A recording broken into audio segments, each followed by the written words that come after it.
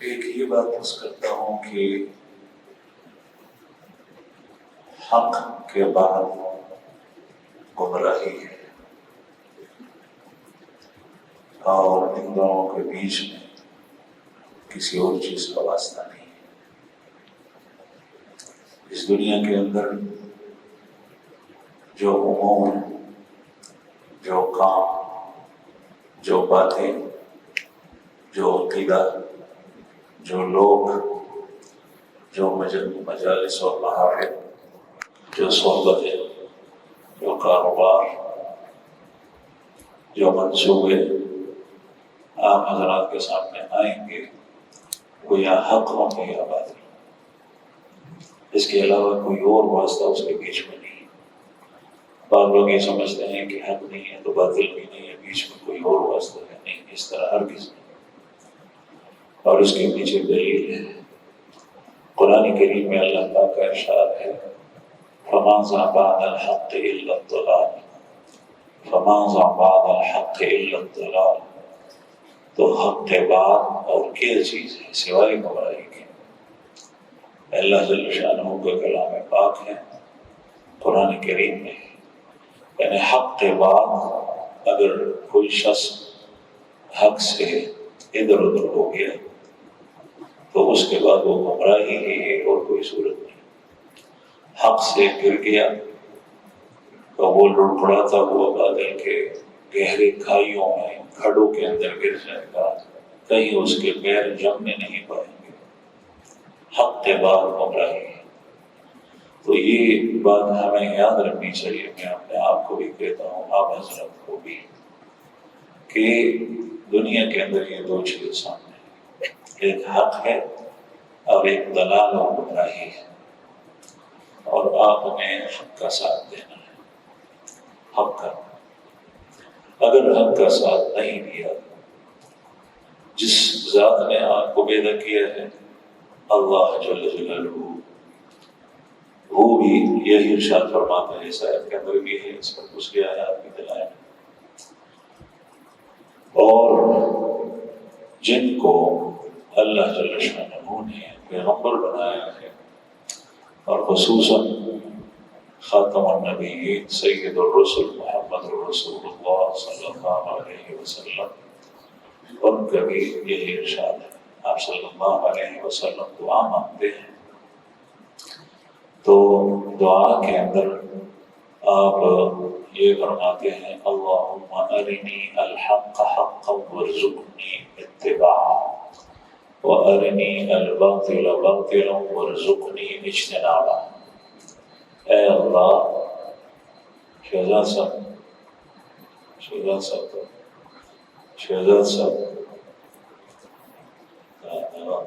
سن میں گئے، شہزاد صاحب نے سنو یا سر ان کا کیا نام ہے، میں نام بولوں، ان کو لے آئے، یہ بیمار ہیں، ان کو پل کے پاس بٹھائیں، تکڑے کو لگو، جڑے بیمار ہیں۔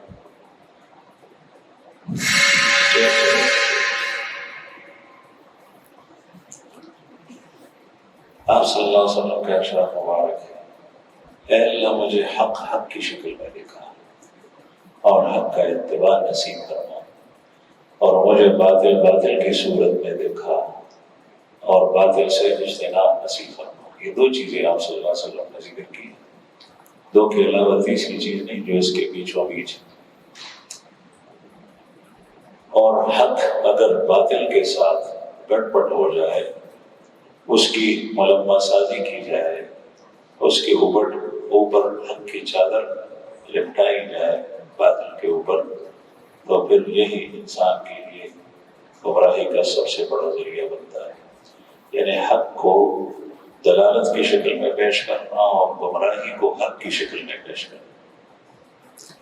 اور جتنا ہم دنیا میں رہنے والے لوگ ہم قیامت کے قریب ہوتے جا رہے ہیں، اتنا ہی یہ التباس اور اشتباہ آئے گا، پیدا ہوگا۔ حق اس کو باطل کی شکل میں پیش کیا جائے گا اور باطل کو حق کی شکل میں پیش کیا جائے گا۔ آپ حضرات کی ذمہ داری ہے، اللہ جل شانہ نے آپ کو سرا کے لیے یعنی حواس بھی دی ہے اور عقل بھی، ان کے ذریعے سے آپ کی زندگی پہچاننا ضروری ہے کہ حق کون سا ہے، باطل کون سا ہے۔ اس کے لیے آپ سعی کریں، کوشش کریں، مجاہدہ کریں، اللہ جل شانہ آپ کے لیے راستے کھول لے گا۔ اور اللہ تعالیٰ سے مانگے بھی، آپ صلی اللہ علیہ وسلم نے جو یہ دعا مانگی ہے، تو آپ صلی اللہ علیہ وسلم کو اللہ پاک نے پیدا کیا تھا۔ ہم اہل سنت والجماعت کا عقیدہ ہے، مجموعی اجتماعی اور اجماعی عقیدہ ہے کہ آپ نبوت سے پہلے بھی معصوم اور نبوت کے بعد بھی معصوم۔ ہم نے عقیدے کی کتابوں کے اندر یہی پڑھا ہے، لیکن آپ پھر بھی دعا مانگتے ہیں، اس میں امت کے لیے تعلیم ہے کہ آپ یہ دعا مانگا کریں، اللہم ارنی الحق حقا وارزقنی اتباعہ وارنی الباطل باطلا وارزقنی اجتنابہ۔ اے اللہ مجھے حق حق کی شکل میں دکھا اور حق کا اتباع نصیب فرما، اور باطل باطل کی شکل میں دکھا اور باطل سے اجتناب نصیب فرما۔ اگر حق کا ساتھ آپ نے نہیں دیا تو گمراہی ہے۔ اور ہم تاریخ کے اندر سیرت کی کتابوں میں صحابہ کرام کے واقعات، تاریخ کے اندر نیک لوگوں کے واقعات ہم پڑھتے ہیں۔ دو قسم کے لوگ ہمیشہ سے چلے آئے، یا حق ہے اور یا باطل ہے۔ حضرت موسیٰ علیہ السلام اور اس کے ساتھ اس کی قوم بنی اسرائیل یہ حق پر تھے، اور اس کے مقابلے میں فرعون اور فرعونی قبطی وہ باطل کے اوپر تھے۔ اور حضرت موسیٰ علیہ السلام اور بنی اسرائیل کو اللہ جل شانہ نے بچایا اور فرعون اور اس کے ساتھیوں کو غرق کر دیا۔ یہ موسیٰ علیہ السلام وہ حق پر تھے، اس کے مقابلے میں فرعون اور اس کا لشکر وہ باطل کے اوپر تھا۔ نوح علیہ السلام کے ساتھ کشتی میں چند آدمی سوار ہیں، جو زیادہ تعداد کتابوں نے بتلائی ہے وہ 80 ہے کہ 80 افراد مسلمان تھے۔ 950 سال اللہ کا پیغام پہنچاتے رہے، اس میں صرف 80 افراد مسلمان تھے۔ کشتی کے اندر وہ سوار ہے، طوفان آیا، کشتی بظاہر بچانے کا ذریعہ نہیں بن سکتی تھی، اس لیے کہ وہ طوفان ایسا تھا کہ پہاڑوں کے اوپر پانی گرا، پہاڑ ڈوب گئے، آسمان سے بارش، پانی یوں برس رہا تھا جس طریقے سے دریا اوپر سے بہہ رہا، زمین سے پانی یوں نکل رہا تھا جس طریقے سے ہر جگہ نے پانی کو اگل دیا۔ آدمی کھانا کھائے پھر اس کو الٹی کی صورت میں اگل دے، اسی طریقے سے زمین پانی اگل رہی تھی، اوپر سے پانی نیچے سے پانی، کشتی کے اندر بچنا بظاہر مشکل ہے۔ اس لیے تو حضرت نوح علیہ السلام کا وہ بیٹا جو نافرمان تھا اور کافروں کے ساتھ تھا کنعان، اس نے یہ کہا سآوی الی جبل یعصمنی من الماء۔ نوح علیہ السلام نے کہا یا بنی ارکب معنا ولا تکن من الکافرین، اے بیٹے ہمارے ساتھ کشتی میں سوار ہو جاؤ اور کافروں کے ساتھ مت ہو۔ یہ جو آپ نے فرمایا کہ کشتی میں ہمارے ساتھ سوار ہو جاؤ، کافروں کے ساتھ مت ہو، کوئی شخص یہ کہہ سکتا ہے کہ میں مسلمان ہوتا ہوں لیکن کشتی میں سوار نہیں ہوتا، اللہ مجھے بچائے گا۔ نوح علیہ السلام اللہ کے پیغمبر ہیں، ان کی بات خطا اور غلط نہیں ہوتی۔ انہوں نے جو یہ فرمایا کشتی میں سوار ہو جاؤ، اس میں اشارہ اس بات کی طرف ہے اگر کوئی شخص حق پہ رہنا چاہتا ہے اور دنیا میں اہل حق کا ساتھ نہیں دے گا، وہ کبھی نہیں رہ سکتا۔ حق جماعت کا ساتھ دینا ضروری ہے، حق افراد کا، حق اشخاص کا ساتھ دینا ضروری ہے۔ اصحاب کہف وہ کافر قوم سے، مشرک قوم سے، بت پرست بادشاہ سے الگ ہوتے گئے، ایک ایک الگ ہوتا گیا، ایک ایک الگ ہوتا گیا اور وہ آپس میں مل گئے۔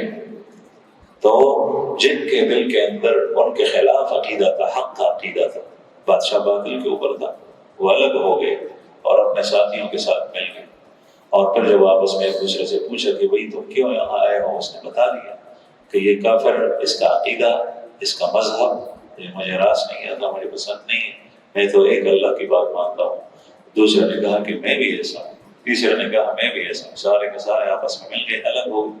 اللہ جل شانہ کی نصرت دو وجہ سے آئی. ایک یہ کہ وہ حق پر تھے، دوسری یہ کہ انہوں نے باطل سے الگ تھلگ راستہ اختیار کیا، اپنی جماعت کو الگ کر دیا. تو یہ میں عرض کر رہا تھا کہ دنیا کے اندر یا حق ہے یا باطل. حق آپ کے سامنے جو آئے گا وہ عقیدے کی شکل میں آئے گا. تاریخ کی کتابوں کے اندر ہم پڑھتے ہیں یہ جماعت، یہ عقیدے والے ایسے ایسے نیک لوگ تھے، اولیاء اللہ تھے. لیکن ہماری شومی قسمت یہ ہے کہ جب ہمارے زمانے کے اندر کسی لوگ موجود ہو تو ہمیں ان کی قدر نہیں ہوتی، ان کی ہم ناقدری کرتے ہیں. حالانکہ اللہ جل شانہ نے اس دنیا کے اندر قیامت تک جب تک اس کو آباد رکھا ہے، ایسے افراد، ایسے جماعت، ایسی صحبتیں، ایسا عقیدہ، ایسا نظریہ زمین کے اندر رکھا ہے جس کی وجہ سے یہ زمین آباد ہے. اور اس زمانے کے لوگوں کے اوپر فرض ہے کہ ان لوگوں کا عقیدہ اختیار کرے، ان لوگوں کی معیت اختیار کرے. اگر یہ نہیں کریں گے تو پھر اس کے علاوہ گمراہی گمراہی. ہم یہ کرتے ہیں کہ ہم نتیجے کا انتظار کرتے ہیں. افغانستان میں طالبان الحمدللہ آ رہے ہیں، ہم نتیجے کو دیکھتے ہیں. اب ان لوگوں نے بھی بولنا شروع کر دیا ہے کہ جو طالبان کے نہیں حامی تھے، کہتے ہیں طالبان کابل میں داخل ہو رہے ہیں، مزار شریف کا شہر لیا، اتنے نصوبے لیے، یہ نتیجہ ہے.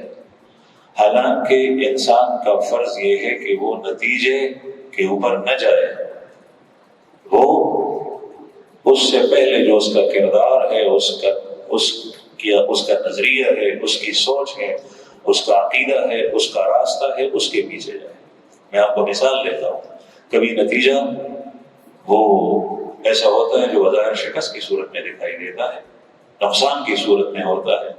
مجھے تو اشعار زیادہ نہیں آتے. علامہ اقبال کا ایک شعر ہے، جہاں میں اہل ایمان صورت خورشید جیتے ہیں، ادھر ڈوبے ادھر نکلے، ادھر ڈوبے ادھر نکلے.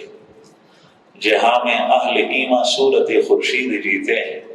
دنیا کے اندر ایمان والے، ان کی مثال سورج کی طرح ہے، ادھر ڈوبے ادھر نکلے. یہاں مغرب کے وقت ڈوبتا ہے سورج، پھر مقصد سے صبح سویرے نکلتا ہے. ڈوبتے وقت بظاہر یوں محسوس ہوتا ہے کہ زوال پذیر ہے، چلے گئے، ختم ہو گئے. لیکن جب سورج کے مشرق سے نکلتا ہے پھر روشنی آ جاتی، دن آ جاتا ہے، اجالا آتا ہے. ادھر ڈوبے ادھر نکلے، ادھر ڈوبے ادھر نکلے. وہاں کوئی بظاہر شکست و نقصان ہوا، اس دوسری جگہ کے اندر فتح اللہ جل شانہ دے گا. یہاں پر نقصان ہوا، اس جگہ کے اندر اللہ جل شانہ فتح دے گا. جانا ان کے نتیجے کے اوپر نہیں ہے. کبھی وہ 10 سال 20 سال محنت کرتے رہیں گے، نمازیں پڑھتے رہیں گے، واعظ کرتے رہیں گے، بیانات کرتے رہیں گے، حق کا ساتھ دیتے رہیں گے، نتیجہ نہیں ہوگا. اگر کوئی نتیجے کے اوپر جائے گا تو جب دجال آئے گا تو یاد رکھیے اس وقت گمراہی کے علاوہ کچھ نہیں ہوگا. اللہ پاک ہماری حفاظت فرمائے، اس لیے کہ نتیجہ اس کے ہاتھ میں ہو. وہ مال کے بارے میں کہے گا، مال اس کے پاس ہو. باغ و بہار، سبزہ پھل باغات کا نعرہ لگائے گا، یہ اس کے پاس ہوگی.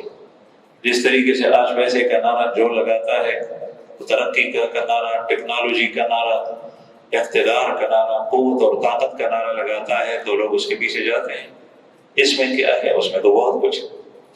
تو وہ یہ سب کچھ دکھائے گا. یہی لوگ جو مادہ کے اوپر جاتے تھے، مال ہے، زمین ہے، جائیداد ہے، سہولتیں ہیں، مشینیں ہیں، راحتیں ہیں، یہ ساری کی ساری چیزیں اس کے ساتھ ہو. نتیجے کے اوپر جائیں. نتیجہ یاد رکھیے وہ انسان کے ہاتھ میں نہیں ہوتا، وہ اللہ جل شانہ کے ہاتھ میں ہوتا ہے. حضرت عمر رضی اللہ عنہ نے ایک دفعہ ارشاد فرمایا کہ اگر قیامت میں اللہ کی طرف سے حکم ہوگا کہ ایک شخص جنت جائے گا، باقی سب جہنم جائیں گے، تو کہتے ہیں مجھے امید ہے کہ میں ہوں گا. اللہ تعالیٰ سے امید. اور اگر یہ اعلان ہوا کہ ایک شخص جہنم جائے گا، باقی سارے جنت میں جائیں گے، تو مجھے خوف ہے کہ کہیں وہ میں نہ ہوں. اس لیے عمل کرتے تھے.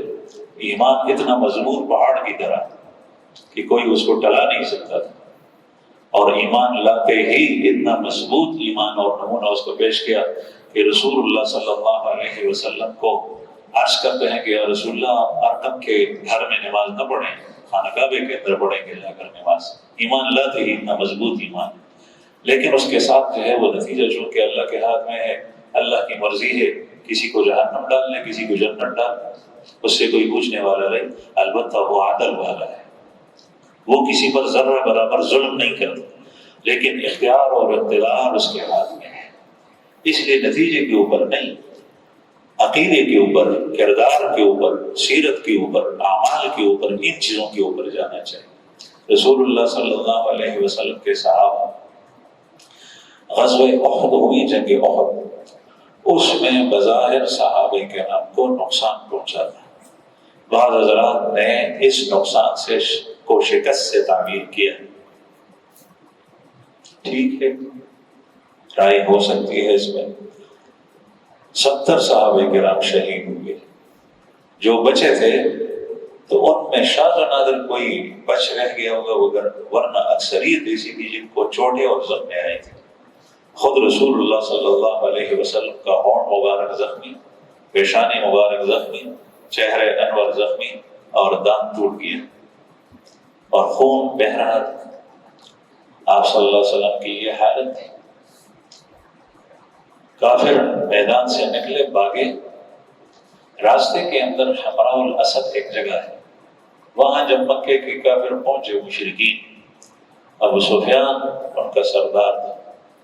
ابو سفیان نے کہا کہ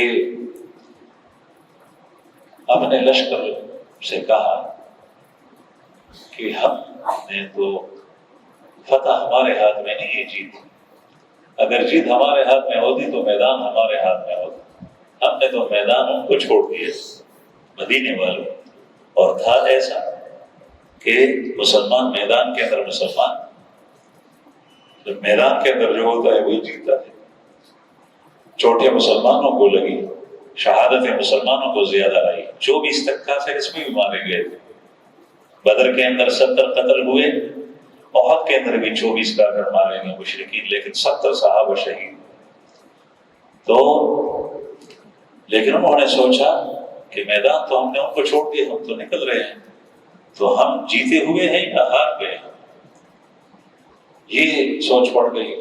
کہا کہ ہم تو ہار گئے، ہمیں جانا چاہیے، دوبارہ میدان سے لینا چاہیے، ان کو ابھی فور مارنا چاہیے، اور زخمی حالت کے اندر دوبارہ حملہ کریں گے تو نتیجہ ہمارے ہاتھ میں ہو۔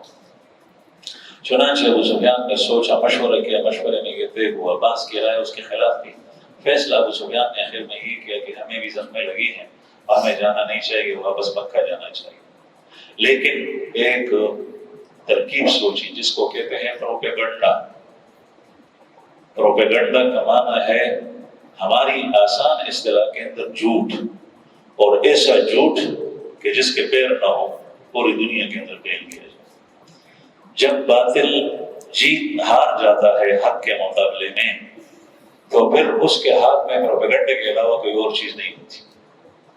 آپ میڈیا پر دیکھیں گے، خبروں کے اندر دیکھیں گے، ہر جگہ دیکھیں گے، جہاں پر دو جماعتیں، حق غالب آیا، باطل مٹ گیا، تو اس وقت پروپیگنڈا، جھوٹ پھیلائیں گے پوری دنیا کے اندر۔ یہ رسول اللہ صلی اللہ علیہ وسلم کے زمانے میں ہوا۔ اس وقت کمزور لوگ پروپیگنڈے کے ہاتھ چھڑ جاتے ہیں، وہ کہتے ہیں کہ یہ تو یوں یوں ہے۔ تو ابو سفیان نے جو اس وقت رئیس تھا اور سردار تھا مشرکین کا، انہوں نے پھر بعد میں اسلام قبول کیا ہے فتح مکہ میں، اس وقت مسلمان نہیں تھا۔ اس نے سوچا کہ پروپیگنڈا کرنا چاہیے، چنانچہ ایک شخص مدینہ منورہ جا رہا تھا، اس سے کہا، اس کو لالچ تھی، ہم اتنے اونٹ آپ کو دیں گے، اور آپ ہماری طرف سے، اس زمانے کے اندر موبائل نہیں تھا، آج کل موبائل ہے، پروپیگنڈے کا آسان طریقہ ہے، ریڈیو ہے، ٹی وی ہے، چینلیں لگی ہوئی ہیں، دنیا کی بھرمار ہے، کافر لگے ہوئے ہیں۔ اور پھر عجیب بات یہ ہے کہ ان کی جڑیں اور ان کی ساری جو وہ ہے، وہ بھی ان کے ہاتھ میں ہے۔ تو ابو سفیان نے اس شخص کو کہا کہ ہم آپ کو اتنے اونٹ دیں گے، آپ جا کر جو ہے وہ ان کو یہ کہیں کہ مکہ سے بڑا لشکر آ رہا ہے، تمہارے اوپر حملہ کر رہا ہے، بڑا لشکر آ رہا ہے، تاکہ ان کے دل بسیج جائیں اور وہ ڈر جائیں، خوفزدہ ہو جائیں۔ کم از کم جو جس کو کیا کہتے ہیں اعصابی جنگ، نفسیاتی جنگ، وہ ہم جیت جائیں۔ اگر ہم نے حقیقی جنگ نہیں جیتی ہوئی تو ایک شخص کو بہت سارا لالچ دے کر اس کو مدینہ روانہ کیا۔ رسول اللہ صلی اللہ علیہ وسلم مدینہ جب خبر پہنچی، آپ صلی اللہ علیہ وسلم کو اطلاع ہوئی، نبی کریم صلی اللہ علیہ وسلم یہ یاد رکھیے آپ عالم الغیب نہیں تھے، عالم الغیب صرف اللہ ہے، لیکن غیر کی خبریں جتنی اللہ جل شانہ نے سید الرسل خاتم النبیین محمد رسول اللہ صلی اللہ علیہ وسلم کو دی تھی، کسی اور کی نہیں۔ اور پیغمبر غیب کی خبر جب بتاتا ہے تو اپنی طرف سے نہیں، اللہ کی طرف سے وہی آتی ہے تب بتاتا ہے۔ کبھی آپ صلی اللہ علیہ وسلم کو اپنے قریب کے بارے میں پتہ نہیں چلا۔ ایک سفر سے واپس آ رہے تھے، آپ صلی اللہ علیہ وسلم کی اونٹنی کھو گئی، صحابہ کرام ادھر ادھر بھاگے ہوئے ہیں، آپ صلی اللہ علیہ وسلم کی اونٹنی کہاں چلی؟ اونٹنی نہیں، غائب۔ نبی کریم صلی اللہ علیہ وسلم کو یہ پتہ نہیں ہے کہ اونٹنی کہاں ہے۔ کوئی صحابی اس طرف جا رہا ہے، کوئی ادھر جا رہا ہے، کوئی ادھر جا رہا ہے۔ منافقین نے شور مچایا، اس لشکر کے اندر تھے، انہوں نے کہا کہ عجیب بات ہے، کہتے ہیں کہ میرے پاس آسمان سے خبریں آتی ہیں، اپنی اونٹنی کی خبر نہیں، اونٹنی کہاں ہے یہ معلوم نہیں، اور کہتے ہیں کہ آسمان سے خبریں آتی ہیں۔ قرآن کریم میں اللہ کا ارشاد ہے وَمَا يَنطِقُ عَنِ الْهَوَىٰ إِنْ هُوَ إِلَّا وَحْيٌ يُوحَىٰ۔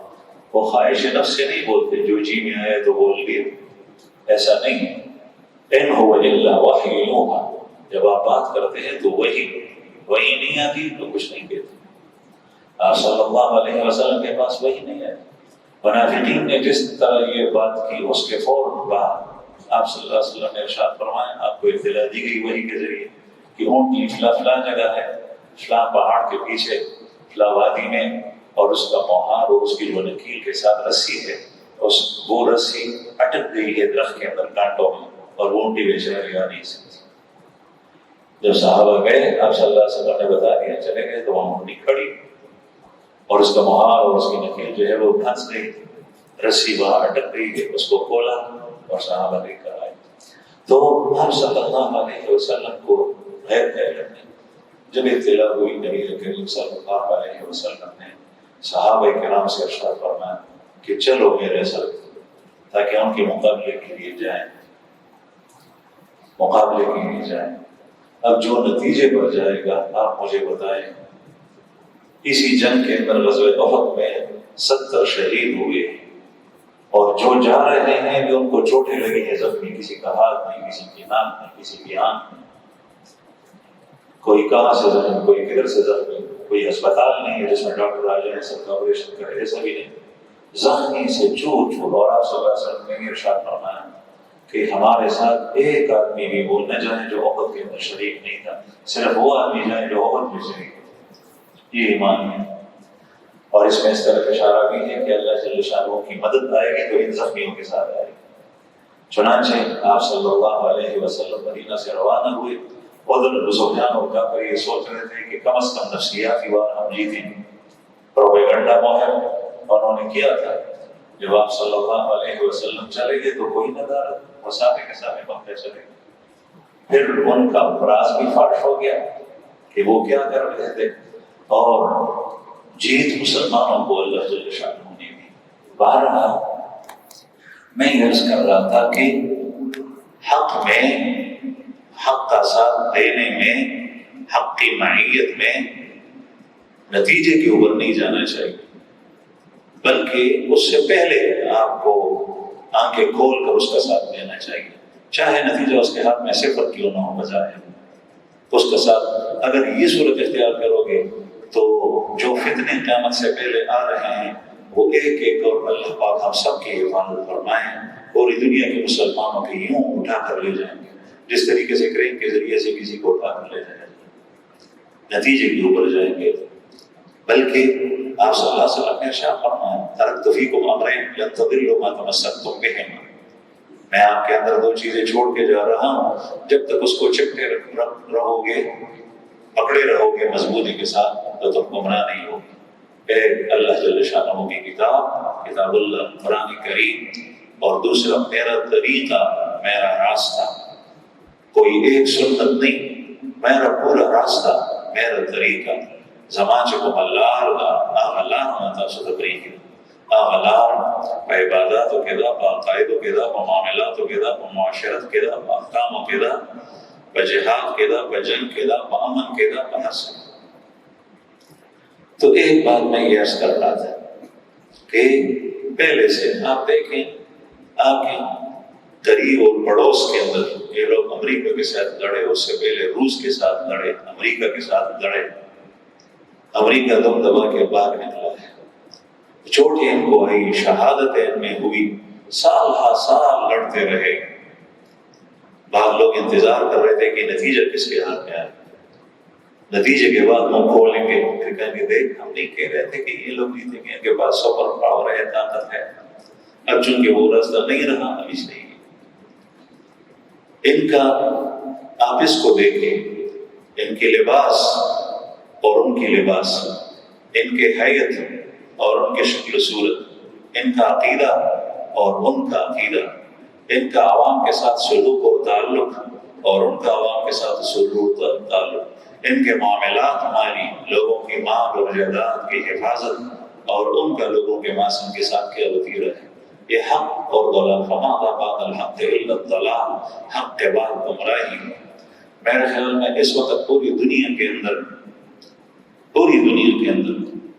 اس فتنوں کے دور کے اندر ایسی جماعت جو باطل کے مقابلے میں سربری ٹیکان ہو یا تھی، کوئی کہہ رہا ہو مجھے کوئی اور نظر نہیں آتی، لیکن یہ ہماری بدقسمتی ہوگی کہ آپ صلی اللہ علیہ وسلم جس حق کے لیے دعائیں کرتے تھے وہ حق ہم دیکھیں اور پھر اس سے منہ موڑ لیں یا دوسرا راستہ اختیار کریں۔ دوسری بات میں یہ عرض کر رہا تھا کہ اس دنیا میں پیارو آپ ہر کسی کو خوش نہیں کر سکتے، یہ بات جان اپنے پاس اس کو یعنی محفوظ کر لیں، صادر سرے گھوٹ۔ اس دنیا کے اندر آپ سب کو خوش نہیں کر سکتے، کبھی بھی یہ ہو نہیں سکتا۔ آپ مجھے بتائیں کہ ایک طرف اللہ جل جلالہ ہے اور دوسری طرف اللہ کے راستے سے ہٹانے والا ایک بڑا ڈاکو موجود ہے جس کا کیا نام ہے؟ شیطان۔ آپ اللہ کو خوش کرنا چاہیں گے تو شیطان کیا ہوگا؟ ناراض ہوگا، اور شیطان کو خوش رکھیں گے تو اللہ ناراض ہوگا۔ دونوں کو آپ کبھی بھی خوش نہیں کر سکتے۔ اب اللہ جل شانہ کی بھی ایک پارٹی ہے، حزب الرحمن، حزب اللہ، قرآن کریم میں اس کا تذکرہ آتا ہے، اور شیطان کی بھی ایک پارٹی ہے، حزب الشیطان۔ اللہ جل شانہ کی پارٹی اور جماعت، اللہ جل شانہ کو کسی جماعت کی ضرورت نہیں، اس سے مراد اللہ جل شانہ کے وہ عباد ہیں جو اللہ جل شانہ کی اطاعت کر رہے ہیں اور انبیاء کے نقش قدم پہ چل رہے ہیں۔ یہ اللہ جل شانہ کی جماعت اور اللہ کی پارٹی۔ دوسری طرف حزب الشیطان ہے، شیطان کی پارٹی۔ اگر آپ اللہ کی جماعت اور پارٹی اور اللہ والوں کو خوش رکھیں گے تو شیطان کے ساتھی آپ سے ضرور ناراض ہوں، اور اگر آپ ان کو خوش رکھیں گے تو اللہ جل شانہ والوں کو ناراض کریں گے، یا اللہ والوں کو ناراض کریں گے تو شیطان کو آپ خوش رکھیں گے۔ کبھی کبھی بعض لوگ ہنسی مذاق کے طور پر شادی بیاہ کے موقع پر جب ناچ گانا اور کسی منکر کام کے اندر پڑ جاتے ہیں، مبتلا ہوتے ہیں، اور جب آپ کو کہتے ہیں کہ یہ گناہ ہے مت کرو، سوئی ٹول اور مخدیا خوشحال کھڑے دل ساتھ ہمارے شیطان خوشحال۔ یہ کتنی خطرناک بات ہے، بظاہر ایک مذاق، لیکن یہ اتنی خطرناک بات ہے، اللہ جل شانہ کو ناراض کرنے والی بات ہے۔ شیطان کو خوش کرنے، اللہ کو ناراض، شیطان کو خوش کرتے ہوئے کبھی بھی اللہ آپ سے راضی نہیں، اس لیے کہ وہ اللہ کا دشمن، اللہ کے رسول کا دشمن، اللہ کے نیک بندوں کا دشمن، وہ قرآن کا دشمن، وہ اسلام کا دشمن، وہ حق کا دشمن، تو اس کی رضا و خوشنودی میں اللہ پاک نے تو یہ ارشاد فرمایا ان الشیطان لکم عدو، اے مسلمان یہ شیطان تمہارا دشمن، فاتخذوه عدوا، فاتخذوه عدوا، اس کو دشمن سمجھ کر پکڑو، یعنی اس سے آپ سلوک کریں گے تو دشمنوں والا کریں گے، دشمن سمجھ کر کریں گے۔ آپ کسی سے گلے مل رہے ہیں تو آپ کیوں مل رہے ہیں؟ اس لیے کہ آپ کا بھائی ہے، آپ کا دوست ہے، آپ کا خیر خواہ ہے۔ آپ کوئی راز کی بات کسی کے سامنے افشا کر رہے ہیں، کیوں کر رہے ہیں؟ آپ کو پتہ ہے کہ میری راز کو پردے میں رکھے گا۔ اگر آپ کو پتہ چلے کہ میری راز افشا کرے گا، کبھی بھی آپ اس کو راز کی بات نہیں بتائیں۔ اگر آپ کو پتہ چلے کہ اس کے بغل کے اندر چھری ہے، مجھے مارنے والا ہے، کبھی بھی اس کے ساتھ آپ معاہدہ نہیں کریں گے، گلے نہیں ملیں گے، اس لیے آپ کو پتہ ہے کہ یہ دشمن ہے، کسی وقت میں مجھ کے اوپر وار کر سکتا ہے اور چھڑا میری کمر کے اندر میرے پیٹ میں گھوم سکتا ہے۔ رسول اللہ صلی اللہ علیہ وسلم یہودیوں کے پاس گئے، کوئی صلح نامہ روگ تشریف پیغمبر علیہ السلام، یہودیوں نے پہلے سے لوگ تیار رکھے تھے کہ جس طریقے سے آئیں تو حملہ کرو، اس کو قتل کرو۔ آپ صلی اللہ علیہ وسلم کو اللہ پاک نے بتا دی، چلے گئے تشریف، کیوں تشریف لے گئے؟ صحابہ کرام حیران ہو گئے، آپ جب وعدہ کرتے ہیں اس کو نبھاتے ہیں، آپ مصالحت کے لیے تشریف لائے، بغیر مصالحت کے کیوں چلے؟ بعض لوگ اللہ جل شانہ ان کی ایمان کی بنا پر ان کو ایسا نور دیتا ہے کہ کسی مجلس کے اندر پتہ چل جاتا ہے اس کو کہ یہاں حق کون ہے اور باطل کس کے ہاتھ ہے۔ بعض لوگ ان بیچاروں کو پتہ نہیں چلتا، وہ کہتے ہیں کہ ہمارے استاد نے، ہمارے مرشد نے، ہمارے بڑے نے، یا انہوں نے فلاں بزرگ نے ایسا کام کیا تو بڑی غلطی کی، اس وقت نہیں جانا چاہیے تھا۔ صحابہ کرام کے دل میں آیا، صحابہ کرام تو یہ سمجھتے تھے کہ آپ صلی اللہ علیہ وسلم نے درست کیا، لیکن وجہ کیا ہے کہ آپ تشریف لے گئے، کسی کو کچھ بتایا بھی نہیں۔ جب صحابہ کرام نے واپس چلے گئے، پوچھا، آپ صلی اللہ علیہ وسلم نے ارشاد فرمایا کہ وہ لوگ قتل کرنے کے لیے اور مجھے بذریعہ وہی بدلا دی گئی۔ تو عرض یہ کر رہا تھا کہ دشمن آپ کا دشمن، تو شیطان کو اللہ پاک نے ارشاد فرمایا کہ تمہارا دشمن ہے، فاتخذوه عدوا، یعنی ان کے ساتھ سلوک جب بھی کرو تو دشمن والا معاملہ کرو۔ اور دشمن کے ساتھ معاملہ یہ ہوتا ہے کہ بہت سارے طریقے ہیں۔ ایک یہ کہ جب وہ کوئی بات کرتا ہے کہ خیر خواہی کا تو آپ اس پر عمل نہیں کرتے، کہ دشمن نہیں، کبھی بھی میرے حق نہیں۔ یہ قرآن کریم میں اللہ جل شانہ کا ارشاد ہے کہ یہ کافر، یہ مشرک، یہ یہود، یہ نصارہ، یہ آپ کے دشمن ہیں، لیکن آج کل ان دشمنوں کی بات مانی جاتی ہے اور مسلمانوں کی چھوڑی جاتی ہے۔ ہوتا یہ ہے، اس کا نتیجہ پھر صفر ہوتا ہے۔ اللہ تو سڑے مختور شی، دنیا کی نتیجہ خراب ہے، ذلت سڑے پڑشی سرے ویل شی بمرد نردو ہوئی نمر کو یوزل او چرچا گور تو وڑی مرشی سوپر لوی ذلت دے کجوان دے ہے وقات شو او بانے کی اونی وے شو خلق دا نمونا شفکار شو دین غٹ ذلت بلشتا۔ عزت وہ تو حق کے ساتھ دینے میں ہے بس۔ تو یہ عرض کر رہا تھا کہ آپ سے دنیا کے اندر کوئی خوش نہیں ہو۔ اس وقت بھی آپ دیکھیں گے کہ طالبان کے ہاتھ کے اندر اقتدار چلا گیا، پتہ نہیں کیا ہوگا، فلاں جگہ یہ ہو رہا ہے، فلاں جگہ یہ ہو رہا ہے، فلاں جگہ۔ یہ میں طالبان کی مثال دیتا ہوں، میں آپ کو اپنی بات سمجھاتا ہوں۔ میں جذباتی طور پہ آپ کو صرف ان کے حق میں بات کرنا نہیں چاہتا، صرف بات سمجھاتا ہوں۔ دنیا کے اندر جو کچھ ہو رہا ہے اس سے عبرت لیں۔ اس وقت دنیا کے اندر کبھی کبھی آگ لگائی جائے گی، بعض جگہوں کے اندر، بعض گھروں کے اندر آگ سے مراد یہ ہے کہ جھوٹ پھیلایا جائے گا اور اس کی نسبت ان کی طرف کی جائے گی۔ اللہ جل شانہ کا فضل ہے کہ پوری دنیا کے دشمن سارے اکٹھے اور ہر طریقہ اختیار کر رہے ہیں، لیکن وہ سارا کا سارا اس میں صفر پہ جاتا ہے۔ اللہ پاک کا فضل ہے، کرم ہے۔ ایک میں یہ عرض کر رہا تھا کہ آپ خوش نہیں کر سکتے کسی، کبھی آپ کے والدین ان کی بات اللہ کے بات کے خلاف ہوگی آپ صلی اللہ علیہ وسلم کا ارشاد مبارک ہے اللہ تعالیٰ مخلوق کی معصیت الخالق، جہاں خالق کی نافرمانی ہو وہاں پر مخلوق کی اطاعت نہیں ہوگی ہرگز۔ آپ کی ماں، آپ کا باپ مخلوق کے اندر، لوگوں کے اندر سب سے آپ کے لیے بڑھ کر ہے، قابل عزت ہیں، قابل احترام ہے، قابل عظمت ہے، تعظیم ہے۔ لیکن جب اللہ جل شانہ کا مقابلہ ہوگا، ان کی بات کا اللہ کی بات کے ساتھ، پیغمبر کی بات کے ساتھ، ان کے کسی اشارے کا رسول اللہ صلی اللہ علیہ وسلم کے اشارے اور قول کے ساتھ مقابلہ ہوگا، ان کے خلاف ہوگا، تو کبھی بھی ان کی بات نہیں مانی جائے۔ آپ سب کو خوش نہیں کر سکتے، ہاں ان کے ساتھ طریقہ اور سلوک وہی رکھے جو اللہ اور اللہ کے رسول صلی اللہ علیہ وسلم بتاتا ہے۔ بعض لوگ کہتے ہیں کہ اچھے اخلاق یہ ہیں کہ ہر کسی کے ساتھ خوشی کے معاملے کے ساتھ پیش آؤ، خندہ بے نشہ پیشانی سے پیش آؤ، نہیں۔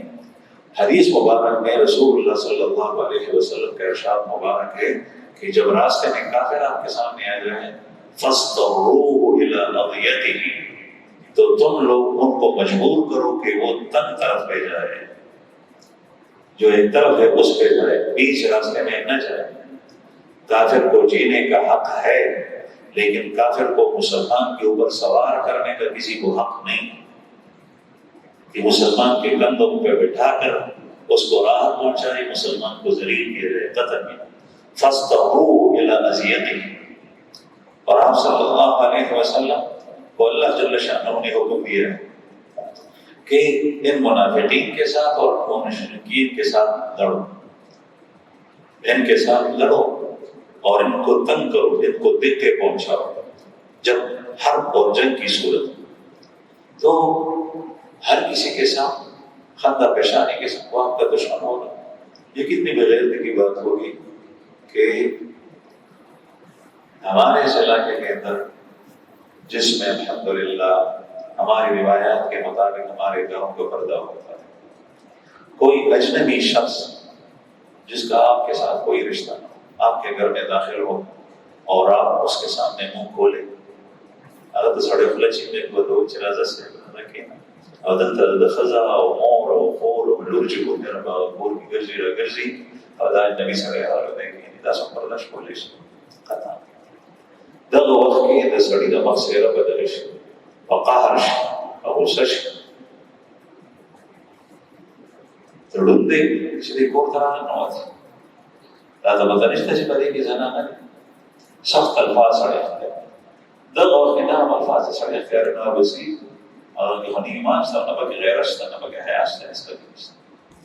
نو عرض میں دا کولو چې دا مفروضه بالکل غلطه ده کہ اچھے اخلاق یہ ہیں کہ آدمی ہر کسی کو خوش رکھے، ہر کسی کے ساتھ خندہ پیشانی کے ساتھ پیش آئے، نہیں، جو اس کے مستحق ہے ان کو خوش رکھے، جن کو اللہ اور اللہ کے رسول نے دل پہنچانے کا کہا ہے ان کو دل پہنچائے۔ ہاں جب اللہ پاک کا حکم یہ ہے، مثلا آپ کو اللہ پاک نے غلبہ عطا فرمایا، ابھی آپ کے ہاتھ میں ایسا کچھ آپ بدلہ لے سکتے ہیں، اس وقت معاف کریں، یہ ایمانداروں کا کام ہے۔ اور آپ دیکھتے ہیں کہ کس طریقے سے معاملہ کیا جاتا ہے۔ تو بہرحال دغه خبرې مې رسولې، یو دا چې په دې دنیا کې هر څوک خوشحاله ولی شي، دویم دا چې د حق ملګرتیا کوئ، د حق ملګرتیا کله چې فتنې راشي، دجال راشي، بیا به الله جل شانه د هغې نه پاک وباسي لکه څنګه چې د وړو نه ویښته وباسي، او د حق ملګرتیا په نتیجې باندې مو د هغې نه مخکې په کردار باندې عمل باندې کو، په قول باندې کو، په وعده کوي څنګه دی، معاملات څنګه دي، عقیده څنګه ده، نظریې څنګه ده، سوچ څنګه دی، کاروبار څنګه دی، او دوستی او دشمنی څنګه ده، چا سره پالي چا سره کوي، ته وګوره د ملګرتیا کو اگر نتیجه دغه وخت کې دغه په لاس کې صفر الله جل شانه هو اخر کې هغه غالب کی والعاقبة للمتقین. واخر دعوانا